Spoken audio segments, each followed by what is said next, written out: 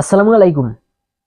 Argentina Copa আমেরিকার জার্নিটা আসলে যে দলটার বিপক্ষে শুরু করেছিলেন সেই দলটা অর্থাৎ কানাডাই এখন আর্জেন্টিনার সেমিফাইনালের প্রতিপক্ষ। কানাডা খুবই সহজ প্রতিপক্ষ। কানাডার বিপক্ষে আর্জেন্টিনা আসলে 100% জিতে ফাইনালে যাবেন, এটা অনেকেই মনে করেন। এই বিষয়টা নিয়ে একটু পরে কথা বলবো।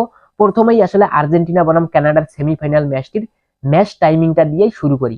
আর্জেন্টিনা এবং কানাডার ম্যাচটি বাংলাদেশের সময় অনুযায়ী আগামী 10ই জুলাই সকাল 6টায় শুরু হচ্ছে। আবারও বলতেছি, আগামী 10ই জুলাই সকাল 6টায় আর্জেন্টিনা বনাম কানাডার সেমিফাইনাল ম্যাচটি শুরু হতে যাচ্ছে। আর এই ম্যাচটি যুক্তরাষ্ট্রের নিউ জার্সির মেট লাইফ স্টেডিয়ামে অনুষ্ঠিত হবে, সেটা মনে হয় অনেকেই জানেন। আর এই ম্যাচগুলো অর্থাৎ কোপা আমেরিকার ম্যাচগুলো কিভাবে সরাসরি মোবাইলে বা টিভিতে লাইভ দেখবেন এটা মনে হয় না যে আর বলার দরকার আছে। এর আগে যতগুলো ভিডিও আমি করেছি সবগুলোতেই এটা বলার চেষ্টা করি। এছাড়া এখন পর্যন্ত যদি কেউ আসলে না জেনে থাকেন এই ব্যাপারটা, তাহলে আমার এই চ্যানেলের ভিডিও লিস্টে একটু চেক করবেন, তাহলে অবশ্যই জানতে পারবেন। এখন মূল আলোচনায় চলে আসি। অনেকেই যে বলতেছেন আর্জেন্টিনা 100% এই ম্যাচটা জিতে ফাইনালে চলে যাবেন, সেটা আসলে কতটা ঠিক? আমি বলবো যে সেটা আসলে একদমই ঠিক না। কোনো একটা ম্যাচের আগে কোনো দল 100% জিতে ফাইনালে যাবেন এটা আসলে বলার কোনো উপায় নেই। যদিও আর্জেন্টিনা প্রথম ম্যাচে কানাডার বিপক্ষে 2-0 গোলে জিতেছেন। ওরিয়েন আলভারেস এবং লাউতারো মার্টিনেজ চমৎকার দুইটা গোল করেছেন। মেসিও দারুণ খেলেছেন, একটা অ্যাসিস্ট করেছেন। ফুল ডমিনেট করেই খেলেছেন আর্জেন্টিনা। তবে এই ম্যাচে যে সেম টু সেম হবে সেটা আগে থেকে অন্তত পক্ষে বলার উপায় নেই। যাই হোক, এই ম্যাচে আর্জেন্টিনা এবং কানাডার গেম প্ল্যানটা ঠিক আসলে কিরকম হতে পারে সেটা একটু জানার চেষ্টা করি।